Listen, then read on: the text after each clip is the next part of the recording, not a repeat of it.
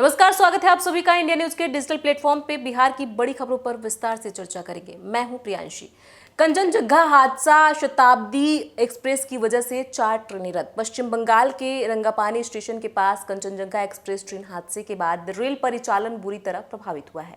हादसे के 24 घंटे के भीतर रेलवे ने रिस्टोरेशन कार्य पूरा कर लिया और अपर एवं डाउन दोनों लाइनों पर ट्रेनों का परिचालन शुरू हो गया है। हालांकि अभी सिर्फ मालगाड़ियों को इस ट्रैक से गुजारा जा रहा है। इस कारण इस रूट पर चलने वाली कुछ गाड़ियां मंगलवार को रद्द रहेंगी। वहीं कुछ अन्य ट्रेनों के रूट में बदलाव किया गया है। पूर्वोत्तर सीमांत रेलवे के सीपीआरओ ने बताया कि रेस्टोरेशन कार्य के चलते कटिहार सिलीगुड़ी और जोगबानी सिलीगुड़ी इंटरसिटी एक्सप्रेस समेत 4 महत्वपूर्ण ट्रेनों के परिचालन को रद्द कर दिया गया।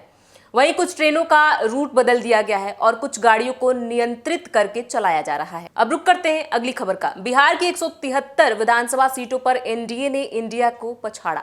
बिहार में लोकसभा चुनाव 2024 में भले ही इंडिया गठबंधन यानी महागठबंधन की सीटें और वोट प्रतिशत में बढ़ोतरी हुई, मगर विधानसभावार प्रदर्शन में एनडीए ने उसे काफी पीछे छोड़ दिया। लोकसभा चुनाव में पड़े मतों के विधानसभावार विश्लेषण से स्पष्ट है कि एनडीए को 173 विधानसभा क्षेत्रों में बढ़त मिली है। दूसरी तरफ महागठबंधन के ने 63 विधानसभा क्षेत्रों में ही बढ़त बनाई। यहां तक कि बिहार के 40 में से 14 लोकसभा क्षेत्र ऐसे हैं जहां आरजेडी, कांग्रेस और लेफ्ट की स्कोर 0 रहा है। यानी कि इन लोकसभा की एक भी विधानसभा सीट पर इंडिया गठबंधन बढ़त नहीं बना पाई है। बता दें कि 2020 के बिहार विधानसभा चुनाव में एनडीए को 125 सीटें मिली थी, जबकि महागठबंधन को 110 सीटों पर जीत मिली थी। यह दीगर है कि विधानसभा चुनाव और लोकसभा चुनाव के मुद्दे अलग अलग होते हैं, लेकिन 2024 के लोकसभा चुनाव के संकेत बताते हैं कि महागठबंधन को अगले विधानसभा चुनाव में कड़ी मेहनत तथा सकारात्मक कोशिश करनी होगी, क्योंकि विधानसभा चुनाव में मुकाबले एनडीए ने 48 अधिक सीटों पर बढ़त हासिल की है। अब रुक करते हैं अगली खबर का। केंद्र में मंत्री बनने के बाद पहली बार नीतीश कुमार से मिलने पहुंचे जीतन राम मांझी। केंद्र में मंत्री बनने के बाद पहली बार जीतन राम मांझी बीते सोमवार पटना पहुंचे। उसके अगले ही दिन आज मंगलवार 18 जून को उन्होंने नीतीश कुमार से मुलाकात की है। दोनों नेता एक दूसरे से काफी गर्मजोशी से मिले। मांझी ने नीतीश कुमार को फूलों का गुलदस्ता पेश किया। मीडिया में आई तस्वीरों में नीतीश कुमार मांझी के कंधे पर हाथ रखकर काफी प्रसन्न मुद्रा में दिख रहे हैं। आपको बता दें, इस बार जीतन राम मांझी और नीतीश कुमार दोनों ही दलों ने एनडीए के साथ मिलकर चुनाव लड़ा था। एनडीए की तरफ से जहां नीतीश कुमार को 16 लोकसभा सीटें मिली थी, तो वहीं जीतन राम मांझी को 1 सीट मिली थी। आपको बता दें, कुछ वर्षों से इन दोनों नेताओं के बीच मनमुटाव रहा है। ऐसे में जो नई तस्वीर सामने आई है, उससे ये माना जा रहा है कि आने वाले विधानसभा में भी ये चेहरे एक साथ नजर आ सकते हैं। अब रुक करते हैं अगली खबर का। नालंदा में पीएम के आगमन की तैयारी तेज। एसपीजी ने संभाली कमान, किया गया हेलीकॉप्टर रिहर्सल। नालंदा में पीएम नरेंद्र मोदी के कार्यक्रम को लेकर सोमवार 17 जून की शाम हेलीकॉप्टर का रिहर्सल किया गया। यह रिहर्सल नालंदा खंडहर भ्रमण को लेकर हुआ। 9 नालंदा महाविहार परिसर में 3 हेलीपैड स्थल बनाया गया है। वहीं नालंदा मोड़ से लेकर खंडहर तक बैरिकेडिंग की गई है। पूरे इलाके में सुरक्षा व्यवस्था कड़ी की जा रही है। वहीं जिला प्रशासन ने रूट चार्ट भी जारी किया है। पीएम मोदी नालंदा विश्वविद्यालय में कार्यक्रम के बाद राजगीर और प्राचीन नालंदा विश्वविद्यालय के खंडहर में भी जाएंगे। इसको लेकर रविवार को एसपीजी ने दोनों स्थलों पर कमान संभाल ली है। साथ ही विश्वविद्यालय परिसर में एसपीजी के उच्च अधिकारियों के साथ विशेष बैठक भी की गई है।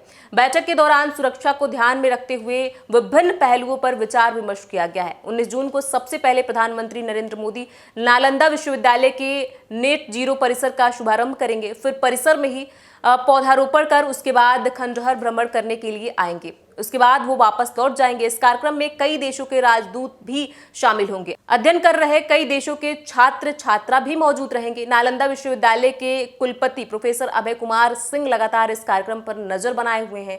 प्रधानमंत्री के साथ विदेश मंत्री, राज्यपाल, मुख्यमंत्री समेत कई केंद्रीय मंत्री भी शामिल होंगे। अब रुक करते हैं अगली खबर का।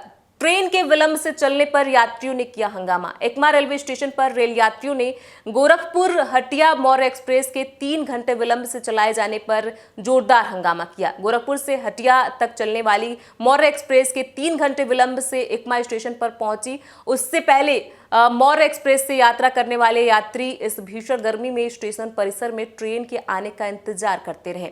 बिना सूचना के ट्रेन विलंब होने से यात्रियों का गुस्सा सातवें आसमान पर पहुंच गया और नाराज रेल यात्रियों ने स्टेशन मास्टर के कार्यालय पहुंचकर हंगामा करना शुरू कर दिया। वहीं 3 घंटे बाद जब गोरखपुर हटिया मौर्य एक्सप्रेस एकमा स्टेशन पहुंची, तब जाकर यात्रियों का गुस्सा शांत हुआ। स्टेशन अधीक्षक सुरेंद्र कुमार ने बताया कि गोरखपुर में गड़बड़ी होने के कारण 3 घंटे विलंब से चली। अब रुक करते हैं अगली खबर का। नौकरी और रोजगार देने के लक्ष्य को मिशन मोड में जल्द पूरा करे, नीतीश कुमार का आदेश। बिहार सरकार ने 7 निश्चय 2 के अंतर्गत 10 लाख सरकारी नौकरी और 10 लाख रोजगार देने का लक्ष्य निर्धारित किया था। इस संबंध में नीतीश कुमार ने उप मुख्यमंत्री, संबंधित विभागों के मंत्रीगण, मुख्य सचिव और संबंधित विभागों के अधिकारियों के साथ बैठक कर आने वाले 1 वर्ष में लक्ष्य की प्राप्ति के लिए मिशन मोड में काम करने का निर्देश दिया है।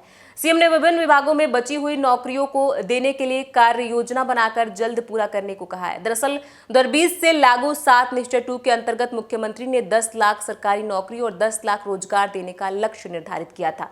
अब तक 5,16,000 लोगों को सरकारी नौकरी दी जा चुकी है। 1,99,000 सरकारी नौकरी से संबंधित नियुक्ति हेतु प्रक्रिया पूर्ण कर ली गई है। अगले 3 महीने में नियुक्ति पत्र वितरण का लक्ष्य रखा गया है।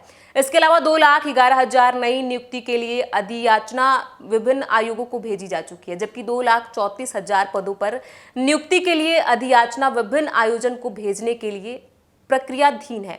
इस प्रकार कुल 5,17,000 सरकारी नौकरी की नियुक्ति के लिए अधियाचना विभिन्न आयोगों को भेजी जा चुकी है।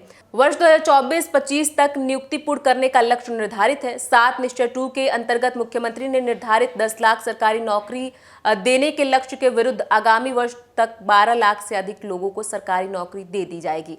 10 लाख निर्धारित रोजगार के लक्ष्य के विरुद्ध अब तक 22 लाख से अधिक रोजगार सृजित हुआ है। वर्ष 2024 और 25 में कुल 11 लाख से अधिक रोजगार के अवसर सृजित करने का लक्ष्य है। नियुक्ति के लिए आयोजित परीक्षाओं में पूर्ण पारदर्शिता बनी रहे और प्रश्न पत्र लीक न हो, इसको लेकर एक सख्त कानून बनाने का प्रस्ताव आगामी विधानसभा के सत्र में लाने का मुख्यमंत्री ने निर्देश भी दिया है।